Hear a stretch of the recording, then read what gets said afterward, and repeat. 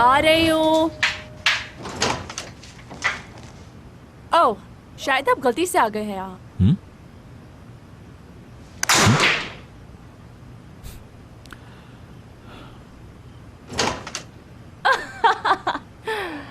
तुम्हें क्या मेरे घर का रास्ता मालूम था? और अगर तुम्हें पता था तो इतने टाइम से कहाँ थे? क्या सरप्राइज दिया है तुमने मुझे? आ जाओ अंदर। मैंने सही किया ना? जी बिल्कुल।